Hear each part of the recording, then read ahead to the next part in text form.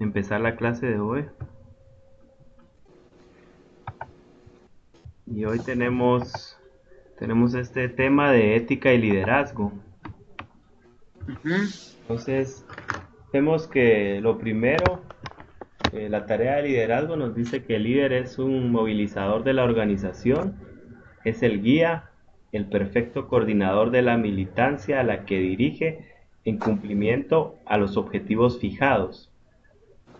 ¿Usted cómo ve este concepto? Para usted, ¿cómo debe ser un líder en este tema? Bueno, como es el que van a seguir, digamos, ¿verdad? Tiene que tener un comportamiento así súper correcto y motivar a que lo sigan, ¿verdad? Lo que él está planteando. Ujú. Y tiene que tener estas cualidades, las principales cualidades que debe tener: la habilidad para el mando. Debe ser una persona que pueda transmitir, dar el ejemplo, dar los lineamientos que necesita el personal, que también cuente con información, tiene que tener el análisis y proyecciones del futuro. Alguien que va a tomar decisiones, es importante que se pueda anticipar y saber qué escenarios va a tener en el futuro. Lo que buscamos aquí también en un líder de estos tiene que tener, saber resolver ante cualquier situación. Es alguien propositivo, alguien que busca ayudar a la gente, dar un servicio, eh, trata de dar su máximo esfuerzo con tal de ayudar. Entiende lo que afecta a la población, entiende qué le molesta, qué le disgusta, qué sí prefiere la población. Debe ser honesto, una persona muy correcta, una persona que tenga principios, valores. Tiene que ser austero, una persona también que utilice bien los recursos. Sabemos que los recursos en las empresas son escasos, entonces eh, no se puede desperdiciar esto. Acepta sus errores. Un líder sabe que también tiene falencias, que puede tener debilidades y que puede mejorar en ciertas áreas. Está, creo yo, abierto a un feedback, a una retroalimentación. Un buen líder no debe esperar solo que se le diga lo bueno, sino las áreas que también tiene que mejorar. Eh, Sabe mandar, dar órdenes y someterse a principios. También sabe respetar jerarquías. Si alguien, un superior no le autoriza algo, sabe respetar eso. Y tiene carisma, ¿verdad? Debería ser una persona que mueve a la demás gente, que la entusiasma, que la convence de realizar algo específico. No sé si usted observa, si usted vio algunas otras cualidades que debe tener un líder. Pues inspira, digamos, ¿verdad? Él tiene la capacidad de inspirar a la gente para que lo logren seguir y que crean en él, ¿verdad? Ajá. Debe inspirar con el ejemplo, ¿verdad? Una persona lo va a Ujú. seguir si él está dando buenos ejemplos, si está dando cosas que admirar. Ajá, y siempre tiene respuesta, ¿verdad? O sea, a cualquier situación él siempre sabe contestar. Correcto. Tenemos este tema de la solución de conflictos, que también es muy importante para el emprendimiento. Entonces vemos que siempre en la vida, en los negocios, nos vamos a topar con diferencias. No vamos a estar de acuerdo de inmediato, no vamos a estar de acuerdo cuando nosotros queramos. Entonces tenemos que saber cómo manejar estas situaciones y plantearnos estas alternativas. Tenemos que pensar qué opción ayuda a otros a satisfacer sus necesidades personales o de las unidades de trabajo, que nos ayuden a alcanzar las metas de una organización. Entonces, esto es, por ejemplo, yo tengo un equipo de trabajo, yo trabajo con profesores y sé que ellos, su meta es generar ingresos y quieren crecer y quieren, les gusta la enseñanza, eh, quieren ser parte de mi equipo, pero yo veo sus necesidades personales, yo veo que ellos quieren trascender, quieren dar más cursos, entonces veo la manera de apoyarlos, capacitarlos para que puedan cumplir su meta individual. Pero a mí como negocio, como empresa me conviene porque al final, si ellos son buenos catedráticos, generan satisfacción en la empresa, en la organización. Entonces todos ganamos. Al final yo les doy lo que ellos necesitan para sus necesidades personales y ellos también aportan eh, a la organización, aportan de que vamos a contar con un buen personal docente y nos van a ayudar a cumplir las metas a largo plazo. Vemos, también a veces nos tenemos que preguntar qué opción reduce el conflicto y anula la oposición a mis objetivos. A veces se debe de pensar mucho las cosas y pueden haber distintas maneras de resolver un conflicto. Entonces, tal vez aquí la postura es de no cerrarse, sino tener una mente abierta y, y tratar de ponernos en el lugar de los demás y también ver qué opción nos puede favorecer, donde podamos lograr un gana entre ambos que estamos negociando. Tal vez no todos queden de acuerdo con la resolución de un conflicto. Entonces también hay que considerar qué hacemos con los que no queden satisfechos. ¿Qué se hace con la otra parte que no quede tan contenta con lo que estamos negociando? ¿Cómo se puede compensar esto? Y por último también nos tendríamos que preguntar hasta dónde podemos nosotros conceder, hasta dónde nosotros podemos renunciar a algo. Por ejemplo, al momento de estar haciendo una propuesta, yo soy una empresa de capacitación, le vendo un programa a un ejecutivo para sus empleados y, y le digo que le voy a cobrar 100,000 quetzales por este programa, pero él me dice que no tiene todo ese dinero, que él si mucho me paga 50,000 porque no le alcanza. Entonces yo hago mis costos, yo veo en lo que voy a invertir, veo mis impuestos, veo todo lo que va a significar eso y le hago una contrapropuesta y le digo, bueno, yo te puedo dar este programa, pero no 50,000, yo te lo puedo vender a 70,000, hasta ahí llego.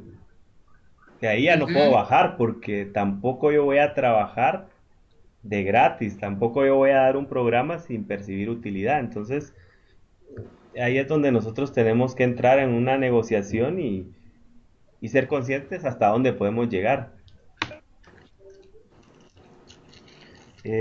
No sé si tiene algún comentario de esto. Bueno, sí, ahora de los conflictos yo creo que también el ceder un poquito, o sea, vamos a quedar todos, ceder hasta el punto en donde tampoco salgo afectado yo, ¿verdad? O sea, no, no vamos a quedar bien con todos nunca, pues al final Ujú. siempre alguien no está de acuerdo con la decisión que tomamos, entonces sí hay que tener cuidado con eso un poco. Sí, siempre va a haber alguien que pierde posiblemente en un conflicto o que no quede tan satisfecho. Tan satisfecho, ajá, con lo que estaba buscando. Correcto. Vemos el empoderamiento, que esto también tiene que ver con los emprendedores, que una persona se dice que ya puede estar empoderada cuando utiliza su cuerpo, sus juicios, sus emociones, a fin de actuar coherente para lograr mayor potencia en sus acciones y efectividad de resultados. Por lo tanto, tiene que trabajar en cuerpo, emoción y lenguaje. Entonces vemos que una persona empoderada eh, es alguien que domina muy bien su mente, sus emociones, sus sentimientos, puede coordinarlo muy bien. Al final es alguien que puede ser autodisciplinado, se puede manejar a sí mismo y puede relacionarse muy bien con las demás personas y cumplir con sus funciones básicas. Vemos que todo emprendedor es un líder. ¿Qué es lo que hace un emprendedor al ser líder? Vemos que siempre está investigando de la realidad, está viendo su entorno, está viendo quién es la competencia, quiénes son los clientes, qué cosas necesita, qué recursos necesita, qué tipo de tecnología necesita para el negocio y tiene una visión bien definida. Cuando alguien encuentra en el mercado qué necesidad tiene que satisfacer, va desarrollando una visión de hacia dónde quiere que vaya su negocio. También es el encargado de asumir los riesgos. Sabemos que emprender un negocio no es fácil, puede significar muchas pérdidas y muchas cosas para el emprendedor, pero al final también de eso se aprende y debe ser catalizador del cambio para mejorar los resultados. Tiene que ser alguien muy motivado, que pueda convencer a otras personas de su idea, que pueda vender la idea y que luego esa idea vaya creciendo y cada vez más gente se vaya convenciendo de este tipo de idea.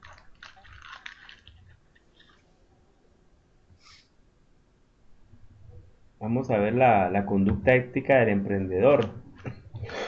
No sé si recuerda esto de que nos da el ejemplo de un joven, de cómo es que un joven se va como arruinando con el tiempo. ¿Cómo es que alguien aprende la ética desde muy pequeño, verdad? No sé si recuerda ese ejemplo. No lo tengo muy presente. Y vemos que la cuestión es que los valores se van practicando desde que somos muy pequeños. En la medida Ujú. que estos van repitiéndose, se vuelven hábitos y prácticamente esto define cómo va a actuar un individuo. Entonces vemos que, por ejemplo, un niño que de chiquito le dicen que es bueno mentir, que le dicen no es tan malo mentir para salirte con lo que querés, viene el niño y lo aplica. Desde niño viene y miente en el colegio, miente a los padres, después miente en la universidad, cuando ya está trabajando también. Y esto puede llegar a un grado muy alto, hasta un grado donde tenga implicaciones más Ujú. altas, Se ¿verdad? acostumbra a eso también, digamos. Puede ser un alto ejecutivo que desde pequeño se acostumbró a hacer las cosas así y que para él Ujú. le parezca algo Normal. muy normal hacerlo y luego pues se mete en grandes problemas. Vemos que al final todo esto es producto de la libertad y determinación de la persona, ya que siempre se cuenta con la posibilidad de elegir. Al final para la ética, nosotros no estamos forzados a actuar de ninguna manera, sino ya sabemos cómo tenemos que actuar. O sea, no, nadie nos condiciona, nadie nos obliga a actuar de alguna manera. Entonces, somos libres para elegir. En un Ujú. negocio somos libres para elegir. De repente vienen los gerentes y nos dicen, bueno, aquí vamos a hacer un buen negocio. Te vamos a pasar una buena comisión si nos ayudas.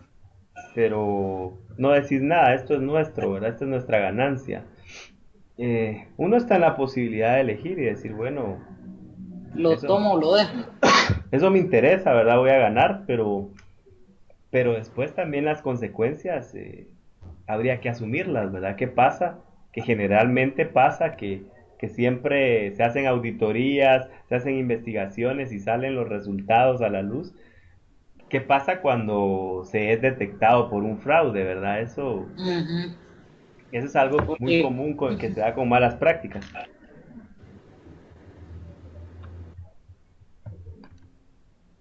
Vamos a ver, creo que aquí tengo un video.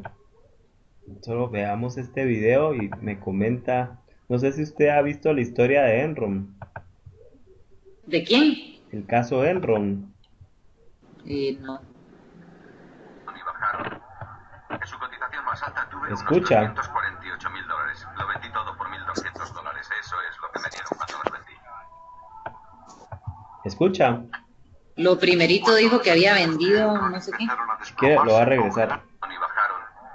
En su cotización más alta tuve unos 348.000 dólares. Lo vendí todo por 1.200 dólares. Eso es lo que me dieron cuando los vendí.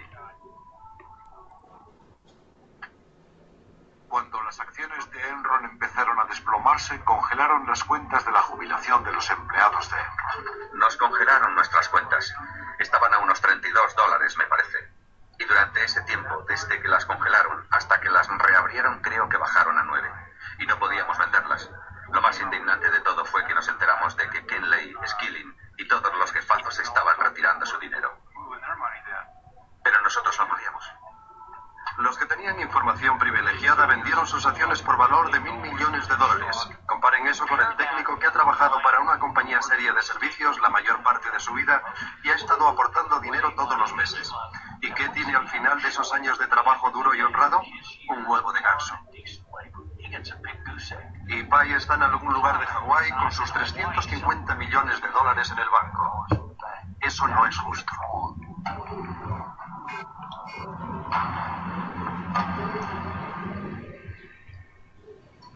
Esa ciudad todavía está muy indignada y dolida.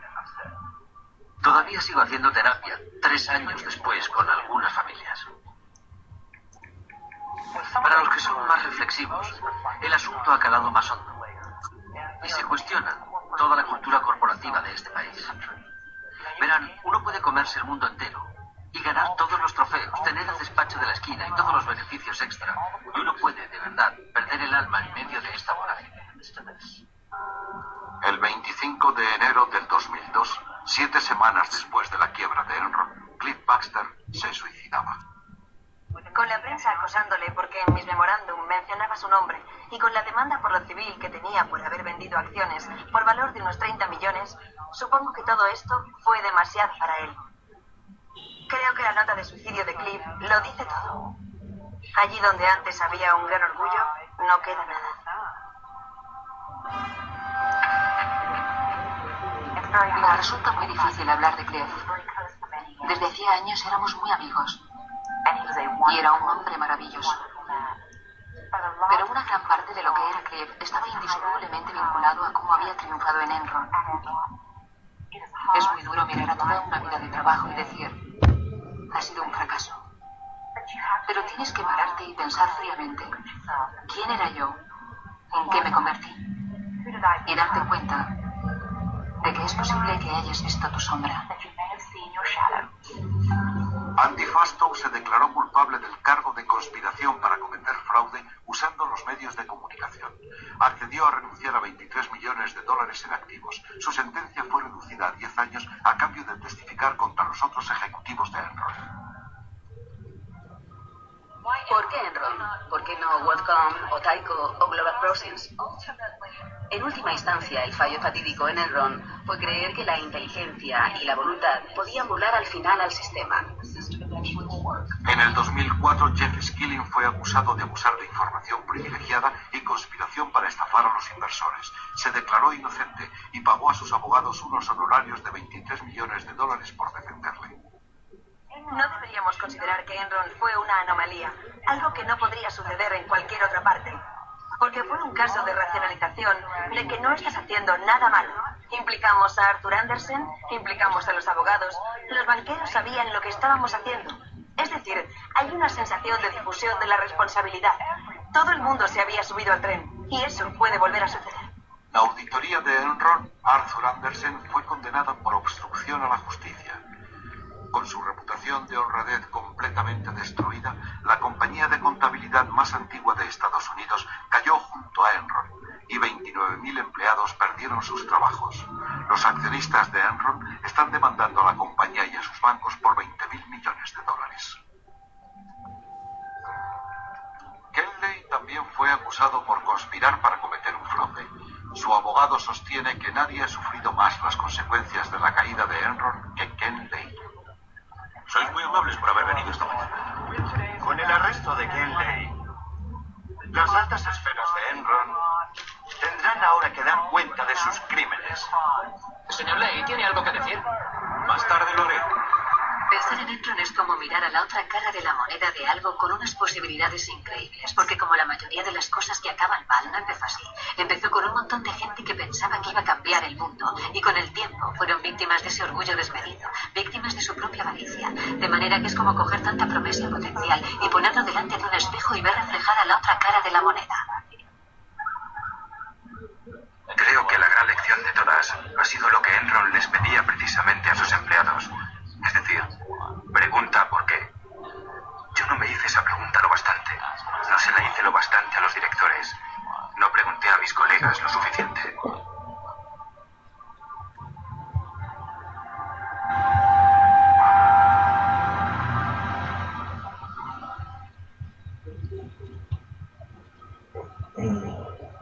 piensa del video, Andrea? Bueno, ahí, por lo que entendí, hubo fraude. Ajá, Les congelaron las cuentas. Los que habían tenido información previa lograron venderlas, sus acciones. ajá. No sé quién dijeron ahí que se encontraba en Hawái con sus nietos. Sí, se llevó su dinero. Ajá, entonces alguien se logró pues salirse con la suya todavía, entonces. Ajá. Y no sé si dijeron que en el 2002, después de, creo que eran 7 años de que había quebrado, se había suicidado. Sí, también. Y pues un caso que la verdad no estaba enterada de eso, Ajá. pero no sé si pues al final hicieron lo correcto porque no agarraron al culpable, ¿verdad? ¿O sí? Pues este es un caso bien antiguo y se han hecho muchos estudios, pero hasta el momento me parece que no se ha logrado recuperar todo lo que se perdió. Ajá. Entonces, aquí al final lo que vemos es cómo ejecutivos de muy alto nivel, muy inteligentes, Ujú. lograron jugar con una corporación tan grande y no Sí, les porque importó tenían nada. información privilegiada, digamos, ¿verdad? Ajá, se movían con todos los medios, todo el sistema lo sabía y Ujú. lograron hacer pues lo que ellos quisieron y tal vez lo más lamentable que se observa es cómo los empleados, gente trabajadora, gente que ha estado tantos años en una organización, pierde Ujú. todo su dinero Exacto. y otras personas se enriquecen y pues se quedan con el dinero de todos. Ese es un ejemplo, ¿verdad? De cómo vemos que la gente si no tiene sus pilares fuertes, sus valores, cómo se Ujú. Se puede, corrompe, digamos. correcto, cómo se puede corromper con el dinero, con el poder. Gente que ha de ser muy inteligente, ¿verdad? Al final, para hacer todo eso es porque tienen que saber hacerlo. Pero Ujú. también, ¿cuál es el precio, verdad? Tantos casos, ahí se mencionaba ejecutivos que se suicidaron, que se deprimieron, Ujú. que los metieron a la cárcel. Entonces también ese es parte de las consecuencias por esto, ¿verdad? Aquí vamos a ver, no sé si recuerda esto de que menciona en el texto las industrias estadounidenses, como que catalogan cómo son ciertas industrias, cómo es que se mueven éticamente, no sé si recuerda esto. Leí un poco de eso, sí. Pues aquí tenemos un resumen que la primera decía que era la cultura machista, individualista. Em, Hay riesgo en actitudes y decisiones y en esto podemos ver a la industria de cosméticos, construcción, entretenimiento. Por otro lado está la cultura de trabajo duro y recreo. Puede haber acción, pero también hay que ver un poco la diversión.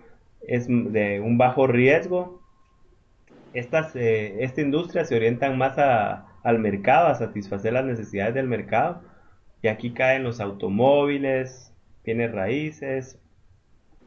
Por otro lado, también se dice que hay una cultura de apostarle a la empresa propia.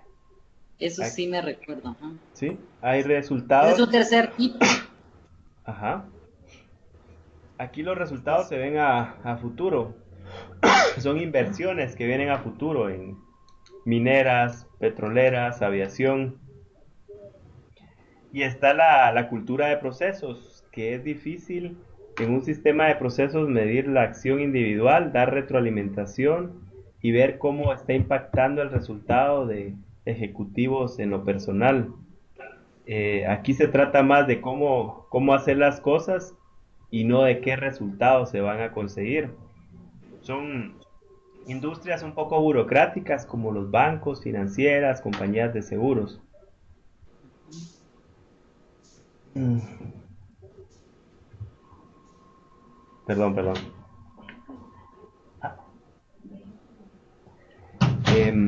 Vamos a ver, aquí hay recomendaciones para un emprendedor, para que un emprendedor pueda inculcar una cultura ética. No sé si recuerda esto de qué debe hacer el emprendedor en la empresa. Sí, eso sí. Eso sí, porque son más, no son tantos ejemplos. Sí, vemos que lo primero, pues hay que tener claros los valores. Y esos valores los tiene que venir desde la cabeza, que es el emprendedor. Si el emprendedor no tiene esos valores, de nada sirve. Es el único que los puede transmitir. Eh, Hay que identificar los riesgos.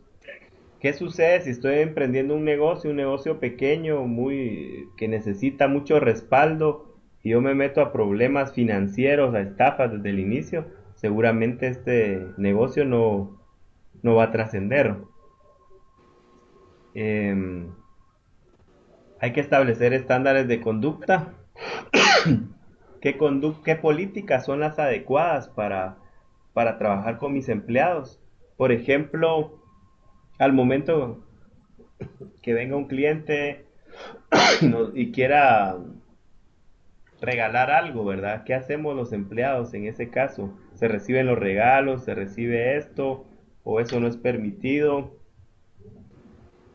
¿Perdón? Siempre y cuando creo yo no se, como que no comprometa, ¿verdad? Más el recibir ese regalo. O sea, si me lo dan solo como un premio y no comprometiéndome a hacer algo a cambio, digamos, Ajá, ahí sí, o sea, ya no sería bueno aceptarlo, pues. sí, sí, si no se ve comprometido, creo que no habría ningún problema. Ajá. Por otro lado, em, tenemos designar una persona que le dé seguimiento a esto. Es importante que exista un líder, alguien encargado de ver que se esté cumpliendo con esta cultura que se pretende. Hay que enseñar a estas reglas éticas, hay que transmitirlo, hay que monitorear, ver que se esté cumpliendo en todas las áreas, en todos los aspectos de la organización.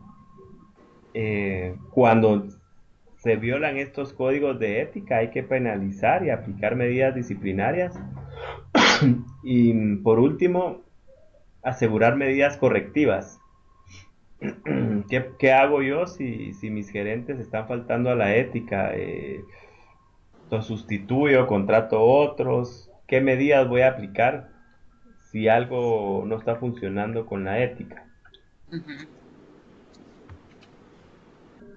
Aquí vemos la responsabilidad moral del emprendedor. Entonces vemos que el emprendedor está en un entorno pequeño, su ambiente es muy limitado y tiene que atender distintos grupos de interés, tiene que quedar bien con sus clientes, proveedores, todo lo que está fuera de la empresa. Y por otro lado, también tiene que quedar bien con sus empleados, con sus aliados, con su familia, con sus ingresos. Entonces, se mueve bajo ese marco. Estas son sus relaciones. Tiene que ser transparente, ético, tanto con sus empleados como con la gente que está fuera de la empresa. De nada serviría que esta persona sea muy colaboradora, sea muy ética, muy responsable con los clientes, si adentro de la empresa trata mal a los empleados, los engaña, los estafa, les dice que hagan lo que quieran con tal de ganar. Entonces tiene que haber una congruencia con estos dos grupos.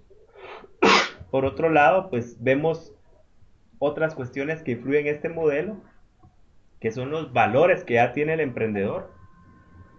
La honestidad, la fidelidad, todo eso ya lo trae el emprendedor, son valores innatos.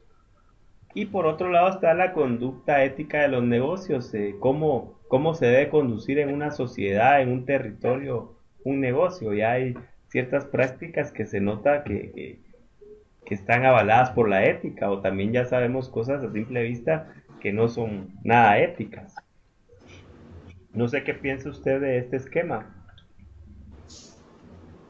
Bueno, ahí creo que la responsabilidad pues moral se tiene que aplicar en todos lados también, ¿verdad? O sea, es algo en donde nosotros, de lo que nosotros creemos que estamos haciendo correcto y definitivamente tratar bien a todos los que nos rodean, pues, tanto clientes como dentro de la empresa también es importante, ¿verdad? Estar bien con ellos.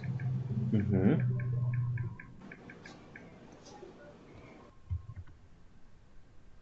Vemos la ética y la ventaja competitiva. Entonces, vemos las 6 etapas de desarrollo moral de las organizaciones.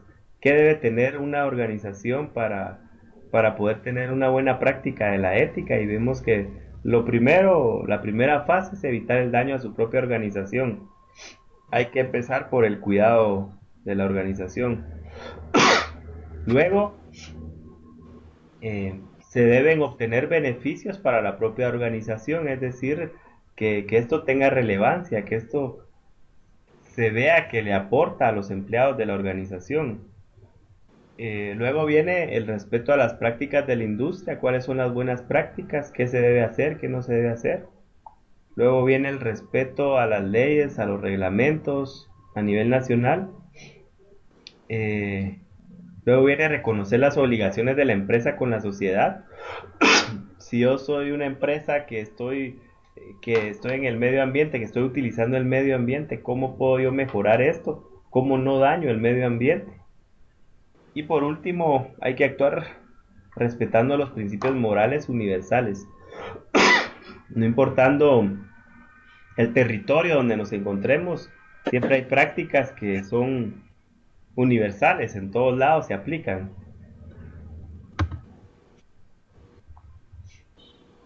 Entonces vemos al final cuál es la responsabilidad social del ser competitivo. Vemos que el ser, la responsabilidad social va más allá de que una empresa genere objetivos financieros. Entonces, al final, ¿qué es lo que debe buscar un empresario con esto? Y aquí está, ¿verdad? Son la producción de bienes y servicios de alta calidad, generar un valor económico agregado, que realmente estos productos puedan satisfacer las necesidades. Debe cumplir con los compromisos económicos de la empresa, del negocio, pagarle a los empleados, pagarle a los proveedores, pagarle a los accionistas. Debe colaborar con generar un ambiente de desarrollo para los empleados, que los empleados sientan que puedan tener un crecimiento, una estabilidad económica en este tipo de negocio, que la empresa permanezca en el mercado, que la empresa tome decisiones inteligentes, y no sea una empresa solo de generar utilidades de inmediato y luego cerrarla, sino sea una empresa a largo plazo que dé cierta estabilidad en el mercado. Las oportunidades laborales, que la empresa, si va creciendo, pueda tener esa posibilidad de brindar más oportunidades, de contribuir con que más, de generar empleo y que más gente pueda tener un ingreso para sostener a su familia. Y el tema del medio ambiente, que siempre es muy importante, pues, el colaborar con el medio ambiente.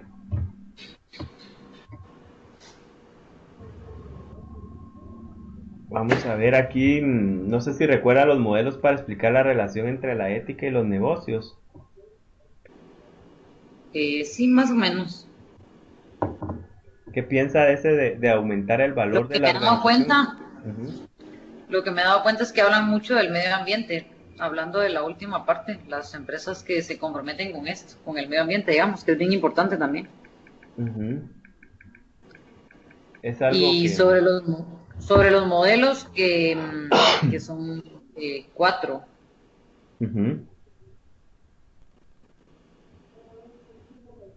Sí, vemos que está el de aumentar el valor de la organización, que siempre se persigue que ésta vaya creciendo, que eso es lo básico. La otra, donde predomina el razonamiento moral para la toma de decisiones, siempre todo se juzga únicamente por la parte moral. Luego otro modelo que nos dice la moral va antes de generar riqueza. Eso es lo prioritario. Y por último, el modelo de los derechos de grupos de interés, una justicia equitativa, distributiva, que a cada quien se le dé lo que se merece, no únicamente a los accionistas, sino también que los empleados puedan participar de un desarrollo de un negocio. Ujú. Mm. Y tenemos este tema de la ética y los procesos humanos de negocio. ¿Usted vio este tema? ¿Sí lo pudo estudiar? Sí, yo he leído todo. Perfecto. Lo que pasa es que sí es un montón. Sí, la verdad sí era bastante contenido. Entonces, aquí empezamos viendo, estamos hablando de la parte de recursos humanos y vemos que el trabajo no debería ser una fuente de tensión. Ujú. Hoy en día vemos que la vida ha cambiado, hay mucho estrés, muchas crisis, y generalmente usted va a escuchar que siempre en los trabajos hay mucha presión y que la gente quiere cumplir sus metas, pero que no puede, pero que le exigen, pero que no cumplen. Entonces es algo muy normal que un trabajo deje de ser algo agradable y venga a ser una carga para un empleado. Pero Sí, vemos, ajá, que solo lo vea como por fuente de ingresos, digamos, ¿verdad? ajá, y que tenga esa insatisfacción, pero eh, básicamente una persona debería tener estas necesidades que lo conducen a tomar un trabajo, la necesidad de autopreservación a través del esfuerzo individual, independencia económica, el no depender de otros para un sustento, el poder generar uno sus propios recursos, la necesidad de reconocimiento social, cuando uno está en una empresa se relaciona con distintos tipos de gente, tiene reuniones, conoce distintos puntos de vista, entonces es Autorrealización. sí, social, ¿verdad? Esa realización que todos tenemos en algún momento. Ser útil para otros, el servir a las necesidades de otros, eso también es muy importante y la gente se realiza cuando sabe que está haciendo algo bueno y está ayudando a otros, contribuye con algo. Aquí vemos el modelo de planeación y recursos humanos. De esto lo importante, se puede ver este esquema, es que por un lado tenemos los requerimientos de una empresa. ¿Qué necesita una empresa para planificar todos sus procesos en cuanto al personal? Entonces vemos que está la gente de recursos humanos, los gerentes de recursos humanos, que tienen que empezar con esto, con su planificación del negocio, de los recursos, del talento, de las actividades, del crecimiento, de la contratación de personal o reemplazo de personal. Por un lado está lo que quiere la empresa, todo lo que la empresa necesita en cuanto a personal. Por otro lado está lo que quieren los empleados. ¿Cuáles son las necesidades individuales de los empleados? Un empleado quiere una carrera, eh, quiere una carrera que tenga vocación, que él tenga las habilidades necesarias, quiere especializarse, quiere desarrollarse. Entonces está todo este análisis, ¿verdad? De que el empleado tiene sus necesidades y entra a una empresa porque quiere crecer y quiere hacer carrera.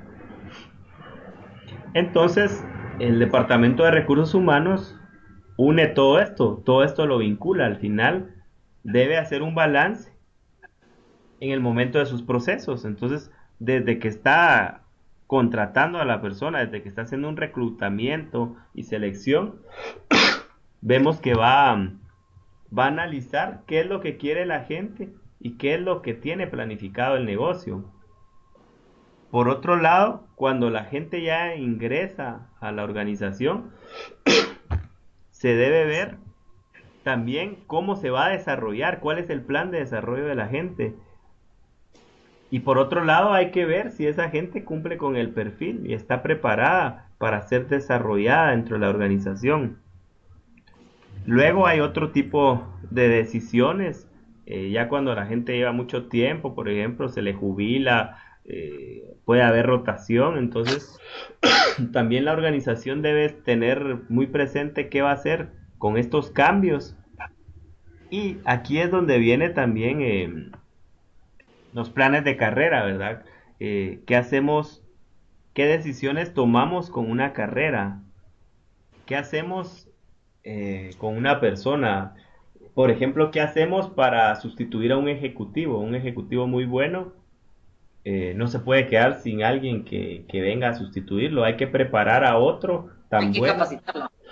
Hay que capacitarlo para que lo pueda sustituir. Entonces, todo eso hace match en el sentido de que la empresa necesita tener gente capacitada y hay gente que quiere crecer en las empresas que busca eso y tiene esas necesidades. Entonces es ahí donde hay que vincular como empresa esto en la parte de recursos humanos.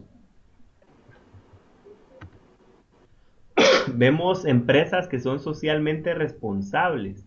Estas son estadísticas que nos dice que han calificado empresas y cómo es que ellos ganan esos premios, esas calificaciones por lo que hacen. Y vemos que en estos estudios, por ejemplo, nos decía que lo que hacen es descalificar empresas, por ejemplo, de alcohol, de material bélico. Tal vez esto no las toman como buenas empresas y les restan puntos en esta calificación. También agregan puntos las empresas que tienen programas innovadores, generosos, empresas que dan puestos estratégicos a minorías, empresas, por ejemplo, que le dan liderazgo a las mujeres, que eso se da mucho a veces mucha discriminación, ¿verdad? Solo que el gerente tiene que ser un hombre, Sí. pero hay empresas también que tienen estas prácticas y que también le Que apuestan. apoyan el cuidado de la familia, digamos, de los hijos. Correcto, que también le dan su importancia a las familias, no solo a que tienen que estar en el trabajo todo el tiempo.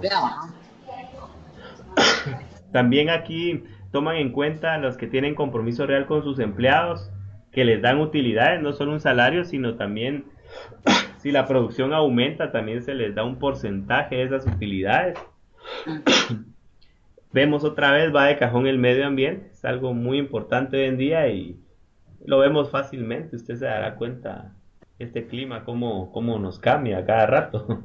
Entonces es algo lógico, ¿verdad? Que está muy dañado y que las empresas se tienen que preocupar por esto, ¿eh? Salarios justos, ¿verdad? De acuerdo al mercado, que estemos siendo competentes con los salarios. Por supuesto, productos de alta calidad, que tengan investigación y que no vayan a tener ninguna mala consecuencia para los consumidores.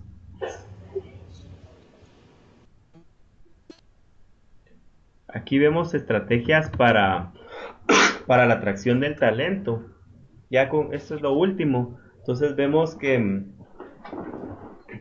esto es lo que hacen las empresas, generalmente son estrategias buenas que se hace para atraer un buen talento. Entonces vemos, la primera es la propuesta de valor, el trabajo es retador, un esquema de compensación innovador.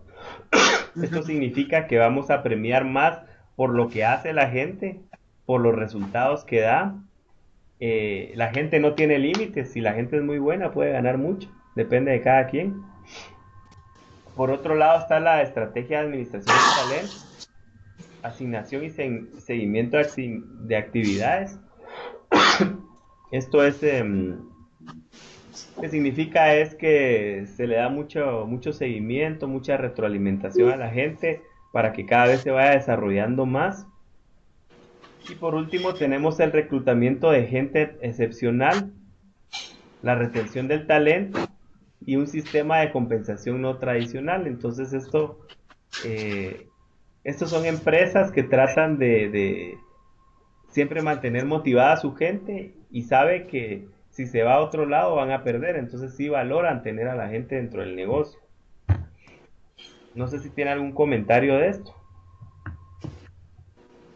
No, me quedó claro todo, la verdad. Pues yo creo que aquí eso sería todo lo de esta semana. Era bastante, pero traté de poner los puntos más relevantes, ¿verdad? De lo que usted vio en estas en estos 4 capítulos. Ujú, re bien, re bien. Em, Solo revisar ese del 3 que tenía, que no sé qué fue lo que pasó ahí. sí, con mucho gusto voy a chequear ese ejercicio y le cuento. Y ya vamos llegando, creo Perfecto. yo, un par de semanas, llegamos al final, ¿verdad? Sí, 2 semanas creo, más o menos. Sí, ese Solo fin, queda una sesión más, ¿verdad? sí quedan 2 semanas. La siguiente no tenemos reunión hasta la otra. Yo creo que nos vamos a reunir Ajá, tal hasta la otra, vez, sí. nos vamos a ir reuniendo tipo lunes para que usted tenga, para que tengan hasta, creo que hasta el jueves tienen para hacer el final. Sí, ajá, mejor antes, sí. Sí, para esa final mejor nos reunimos lunes, entonces así Ok, ya quedamos claros en todo y ya puede hacer su final, ¿verdad? solo nos recuerda un par de días antes. Sí, con mucho gusto. Perfecto. Pues ahí estaríamos, Andrea. Entonces, no sé si tiene alguna duda adicional. No, solo esa era la verdad. Y todo está re bien. Está bien. Entonces siempre seguimos en contacto. Le deseo una feliz noche. Ya, gracias. Gracias, feliz noche. Hasta luego. Adiós. Adiós.